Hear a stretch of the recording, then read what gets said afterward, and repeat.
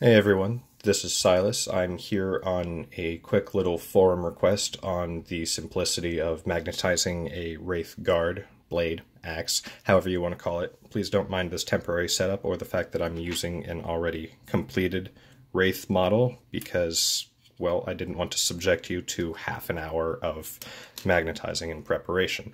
All you really need is a stack of magnets based on the size you want. The Wraith Guard in particular, I use 2mm by 1mm rounds for the shoulders, interchangeable easily, and 1mm by 1mm, or, 1mm by 1 rounds for the wrist options, which go relatively easily and hold really well, no matter how you really want to pose it.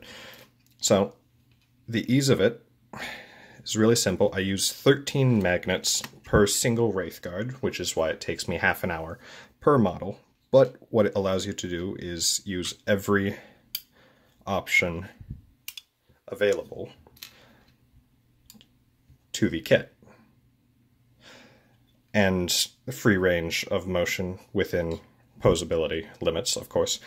All you really need, using my system, the way I do it, the stack of magnets, hand drill with the bits you need for the holes, dry erase marker for the magnets, and a guiding tool. I use a toothpick. Some people use safety pins, some people use needles. I think that that is a really important step. When you're working with the models, on the magnet point, you're going to want to set a hole right in the very center of where you're planning on drilling, just to help keep the drill guided, to help it go straight and centered. If you don't cut it centered with the drill, you'll find that the magnets, especially on these smaller pieces, may eat into the plastic a little bit, tear into the sheath that you're making, and you'll have to use some green stuff to repair that problem.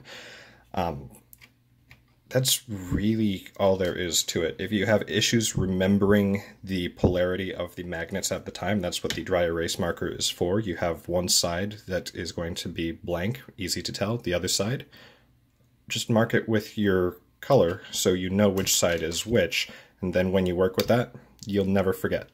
And when you move a magnet, when you're done with it, you just color the next one. That's all you have to do there. Now, when you're drilling, you want to drill slightly further down than what the magnet is. I use 1mm thick because you really don't need anything thicker on these smaller magnets.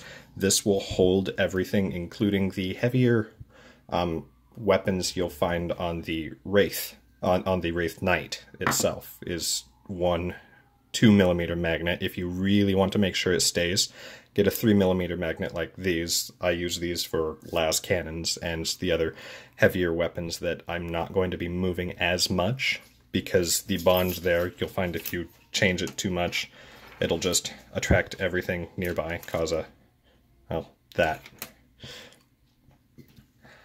So with the drill, after you've set your guiding hole, set it all the way down, and then use the stack of magnets to dry fit in the hole. The drill bit needs to be exactly the same size as the magnet. So if you're using 2mm rounds, you want to be using a 2mm drill bit. I've found that as soon as you get into the 2.5, 3mm, you're going to want to start centered with a 1.5mm drill bit. Start small and gauge upward. That way you don't end up off-center or stripping too much off that you didn't want. It may take a little longer, but you'll find that the results are worth it. Like I said, each one of these models only took about half an hour. I didn't want to subject you guys to that, but as you can tell, it's really convenient when you only have to buy one kit, and if you're planning on using alternate setups, because you don't want to field guard and blade in the same army. I mean, yeah, you can, but when you don't have to, keep it going.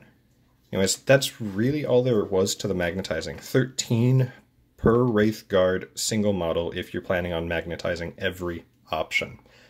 Have fun.